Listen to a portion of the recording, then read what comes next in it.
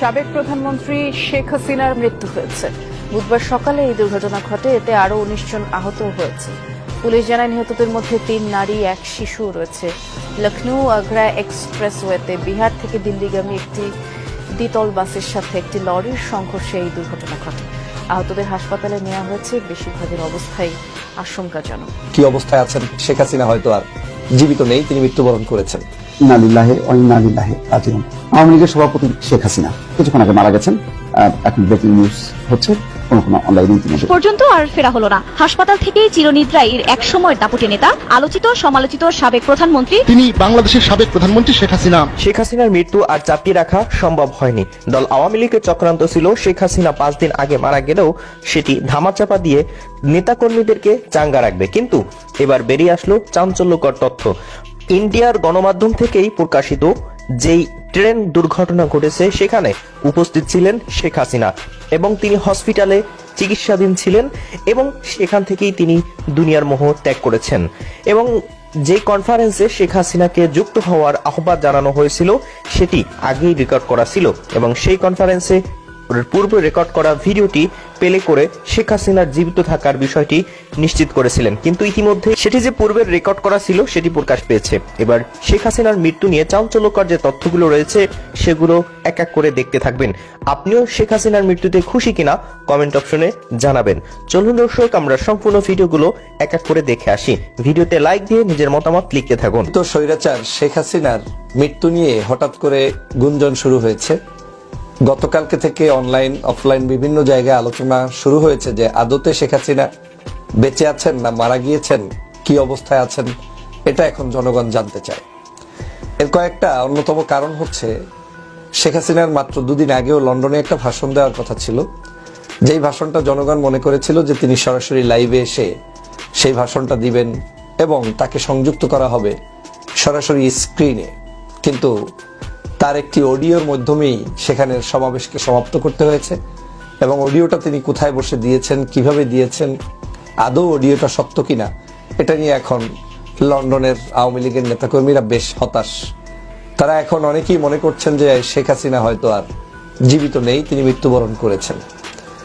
শুধু এই কারণটাই নয়, শেখ হাসিনা বাংলাদেশ থেকে যখন বিতাড়িত হয়েছেন, এই দেশ থেকে পালিয়ে গিয়েছেন, পালিয়ে যাওয়ার পর থেকে আজ পর্যন্ত আমি চ্যালেঞ্জ দিয়ে বলছি, কোনো ব্যক্তি বিশেষ দেখাতে পারবে না যে শেখ হাসিনা তার একটা ছবি, তার কোনো একটা কাজের ছবি কিংবা তার কোনো একটা মিটিং এর ছবি কিংবা তিনি এই মুহূর্তে কোন জায়গায় কি অবস্থায় বসবাস করছেন তার পূর্ণাঙ্গ কোনো ছবি কেউ এখন পর্যন্ত দেখাতে পারবে না। এমনকি যেই রাষ্ট্রে থাকেন সে রাষ্ট্রের পক্ষ থেকেও স্পেসিফিকলি তাকে নিয়ে কোনো ধরনের মন্তব্য বক্তব্য দেওয়া হয়নি এবং দিচ্ছে না।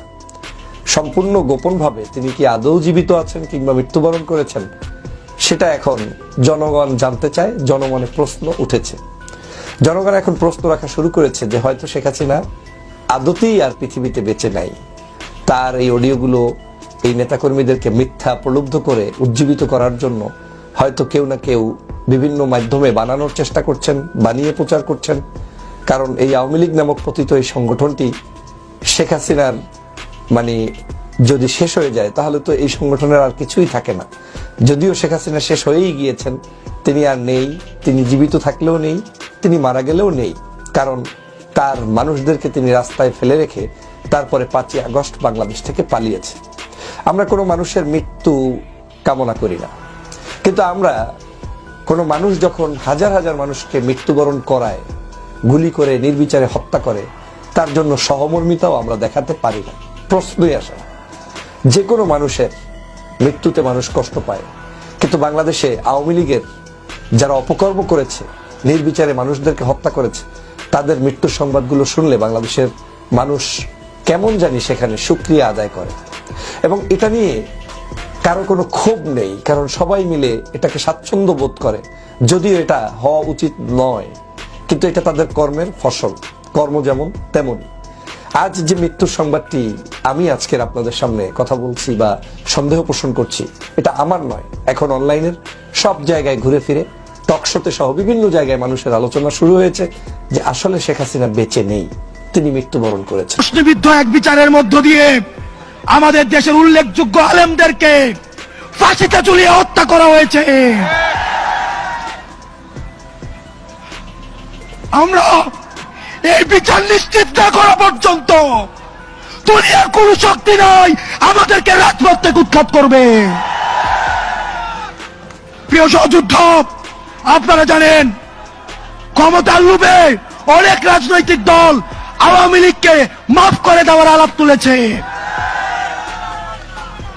আমরা আপনাদেরকে বলতে চাই, মন্ত্রিত্বের লোভে, ক্ষমতার লোভে, সংসদে যাওয়ার লোভে আপনি যদি মনে করে থাকেন এই আহতরা রাস্তায় রক্ত দিয়েছে এবং এই রক্তের উপর, এই পিচ্ছিল রক্তের উপর দিয়ে আপনি সংসদে যাবেন, তাহলে মনে রাখবেন জাতীয় বেঈমান হিসেবে পরিচিত হবেন।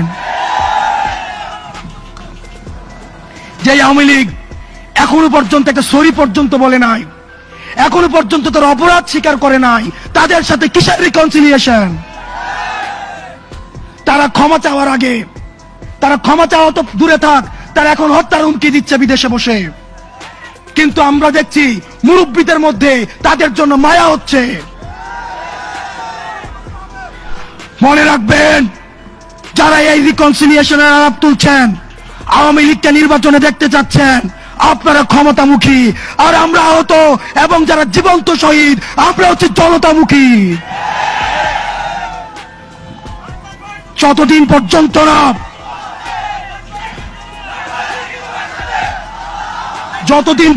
না আওয়ামী লীগের বিচার নিশ্চিত হবে, ততদিন পর্যন্ত আগে বিচারের প্রশ্ন। আমি মুরব্বীদেরকে বলতে চাই, যারা বিশেষজ্ঞ রাজনীতিবিদ আছেন, যারা রাজনীতি করছেন, আপনারা ক্ষমতায় যাবেন, গণতন্ত্র প্রতিষ্ঠিত হবে, ভোটাধিকার প্রতিষ্ঠিত হবে, এগুলোর জন্য আমরা আন্দোলন করেছি। কিন্তু আওয়ামী লীগের বিচার নিশ্চিতের পূর্বে তাদেরকে যদি আপনারা রাজনীতির ময়দানে ফিরিয়ে আনতে চান, তাহলে এই আহতদের রক্তের উপরে পাড়া দিয়ে আপনারা তাদেরকে মাঠে আনতে হবে। আমাদের এই পার্শ্ববর্তী দেশ এখন বাংলাদেশ যাদেরকে জঙ্গি স্বীকৃতি দিয়েছে, তাদেরকে এখন পার্শ্ববর্তী ভারতে আশ্রয় দিচ্ছে। এই ভারতের বেতনভুক্ত কর্মচারী শেখ হাসিনা ভারতের প্রেসক্রিপশনে এই গুম, খুন, হত্যাকাণ্ডগুলোকে চালিয়েছে। শেখ হাসিনা বেঁচে থাকলেও তাকে মেরে ফেলা হবে, কারণ শেখ হাসিনা তিনি যে গণহত্যা চালিয়েছেন, জুলাই এবং আগস্টে যেই ছাত্রদের বুকে গুলি চালিয়েছেন, এটি তার নির্দেশই হয়েছিল হাইকমান্ড থেকে, এটি কিন্তু প্রকাশ পেয়েছে। অর্থাৎ বাংলাদেশে একটি খুন হলেই তার প্রতিদান হিসাবে, অর্থাৎ তার বিচার কার্য দিবসে তাকে কিন্তু ফাঁসি দেওয়া হয়। কিন্তু শেখ হাসিনা যেদিন বিদায় নিবে তার আগের দিনও 2000 মানুষকে গুলি করে হত্যা করেছে এবং তিনি ক্ষমতায় টিকে থাকার সর্বোচ্চ চেষ্টা চালিয়েছেন। সেনাপ্রধান ওয়াকারুজ্জামানকেও কিন্তু শেষ পর্যায়ে ধুমকি দিয়ে আবারও কড়া নির্দেশ দিয়েছিল, যেমনি হোক ছাত্র জনতাকে বাধা দেওয়া হোক। কিন্তু ওয়াকারুজ্জামান মানুষের বুকে তাজা রক্ত দেখে তিনি তার সন্তানদের কথা মনে করে তিনি কিন্তু শেখ হাসিনার কমান্ডকে অমান্য করে শেখ হাসিনাকে পালিয়ে যেতে বাধ্য করেছিল এবং শেখ হাসিনা কিন্তু পালিয়ে গিয়েছিল। দর্শক, শেখ হাসিনা বাংলাদেশে ফিরে আসলেও তার সর্বোচ্চ শাস্তি মৃত্যুদণ্ডই হবে, কারণ তার নির্দেশেই বড় বড় আলেমদের ফাঁসি দেওয়া হয়েছে এবং তার নির্দেশেই জুলাই গণহত্যার আঞ্জাম দেওয়া হয়েছে। এই বিষয়গুলো সম্পর্কে আপনার কি মতামত কমেন্ট অপশনে লিখে যাবেন। ভালো থাকবেন। আসসালামু আলাইকুম ওয়া রাহমাতুল্লাহ।